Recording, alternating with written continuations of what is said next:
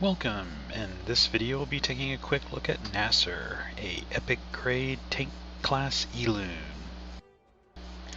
Looking at his stats at 6-star level 60, he starts off with a very nice 49k HP, 2.5k attack, and a 5.4k PDEF and 5.3k MDEF. His attack speed at 103 isn't bad, but speed is not always of the utmost concern when dealing with tank Eloons. As you progress him up through the Transcendence all the way up to a max of +5, his stats go to a very nice 73.6k HP, 3.8k attack, and a decent 8.1k PDEF and 8k MDEF. Looking at his skills, his first skill is a front line only attack, single target, dealing physical damage equal to 60 plus 90% of his attack stat.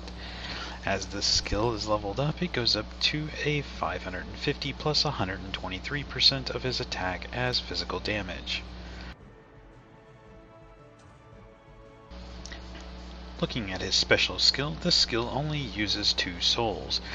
This skill, when you use it, it puts him to a state of channeling for 2 turns. During this time, the damage he receives is reduced by 25%, making him a little bit more tanky.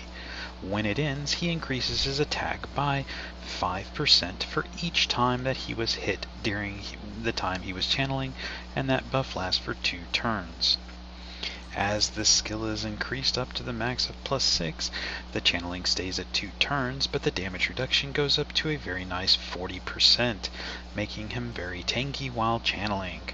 This also increases the attack percentage that he gets per hit by 10% and extending the buff duration to 3 turns that he has, making his attacks hit a little bit harder when he does use them. Looking at his ultimate skill now, Great Circle. This is an AoE attack that hits all enemies. It deals 70 plus 115% of his attack as physical damage and inflicts a provoke physical effect on all enemies. This provoke effect does not have a turn duration, but instead relies upon the damage that he receives, and will keep them provoked indefinitely or until they receive damage equal to 30% of his max HP. As this skill is leveled up to 6, it goes up to a 580 plus 141% of his attack, and the provoke effect now has to deal up to 50% of his max HP before the provoke is removed off of them. The first passive that he has makes it so that he cannot evade any attacks, meaning the enemies will never miss on him. But instead, his crit resist rate increases, that is to an amount equal to his evasion, meaning the stats are added together. His second passive, this one, whenever he receives an attack that is less than 10% of his max HP, it'll return 30% of that damage back to the attacker. This reduces the damage that he takes, but also deals damage to enemies. So when fighting enemies that do multi-hits, that do low damage per hit with many multiple hits, this reflects a lot of the damage. Looking at his third passive, this passive inflicts a provoke effect for 2 turns on any enemy that casts a debuff on him. This also enables him reduced damage from any enemy that attacks him while provoked by 20%, making him more tanky to anything that is provoked. His skills used together make him a very tanky Eloon even for an epic class, because he receives reduced damage from provoked Eloons and has multiple ways to provoke through a passive that when he has any debuff afflicted on him, that Eloon immediately gets provoked for 2 turns, meaning that they now do less damage to him and that they have a soft CC. Also, his ultimate skill provides a very good provoke onto the enemy, as it doesn't have any cooldown time and is an AoE, but makes them have to do 50% of his max HP when the skill is maxed out, which is recommended. Because of this effect, it makes it very difficult to deal with him once he lands that ultimate skill off, and he can go into his channeling state, reducing the damage that he takes by 40%, along with the provoke effect because of his third passive, reducing damage by 20%. You can also give him additional buffs like Wei Wei's buff, which reduces the damage he takes by increasing his base stats, as well as giving him shields from things like Freya to ensure that his HP stays very high. This makes it very difficult for the enemies that are provoked on him to do enough damage to reduce it. He also has a passive that reflects damage if the damage is low, meaning supports and healers typically will not do enough damage to do all of the damage to him, meaning that they will have reflect damage and his damage end up getting reduced again. This makes him for a very good tank, but also a very good for CC, as the provoke effect is very nice.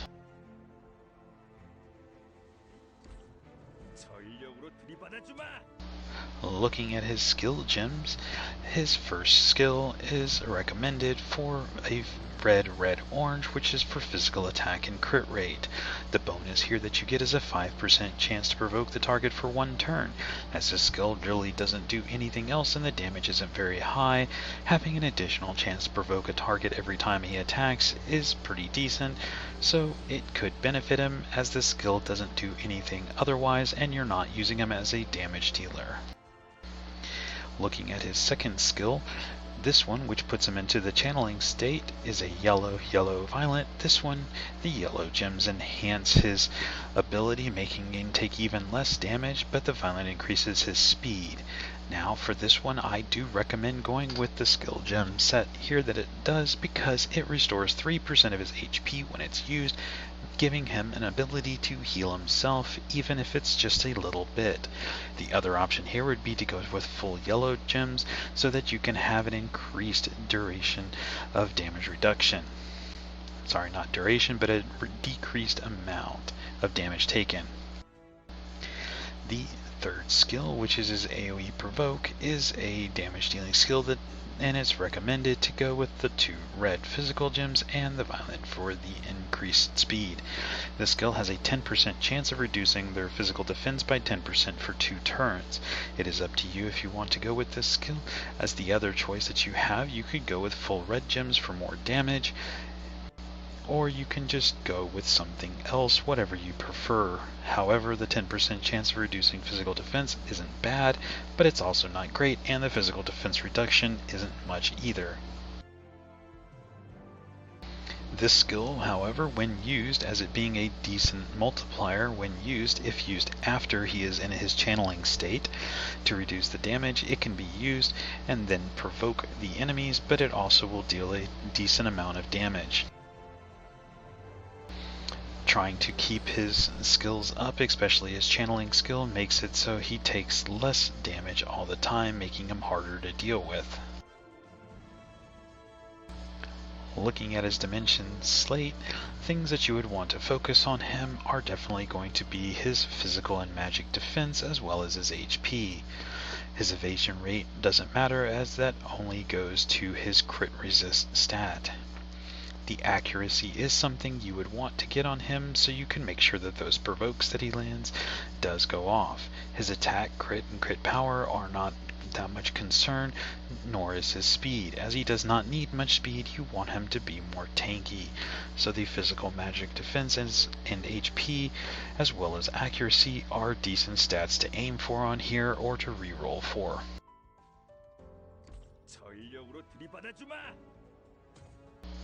Gear recommendations for him are anything that increases his HP or his physical and magic defense.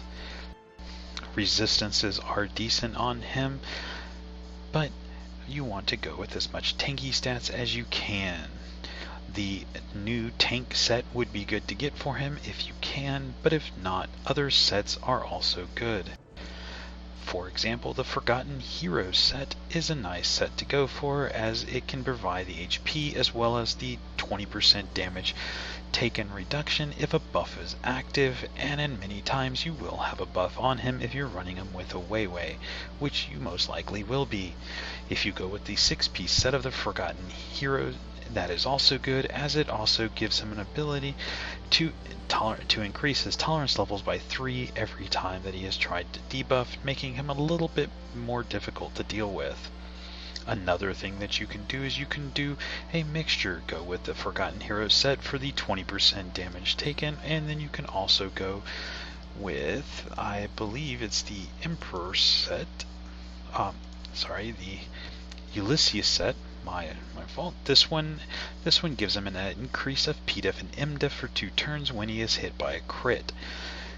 If you go with those 2 sets, then that will give him an additional buff for physical and magic defense, as well as the reduced damage from the other set, making him very tanky. He does not need attack in his offhand, and HP is the recommended one. Any substats you can get on the gear for PDEF, MDEF, and HP are the recommended ones you want to go for. Speed is not that necessary on him and is not something you need to focus on. Nasser is a very good tank. He has really good skills that make him difficult to deal with in many situations, especially if you're using him against enemies that do lots of multi-hits. Because of the multi-hits, his damage reflecting passive will kick in, meaning that he reflects the damage back to the person attacking him, allowing you to do damage to them without him even attacking. They will be damaging themselves every time they attack him.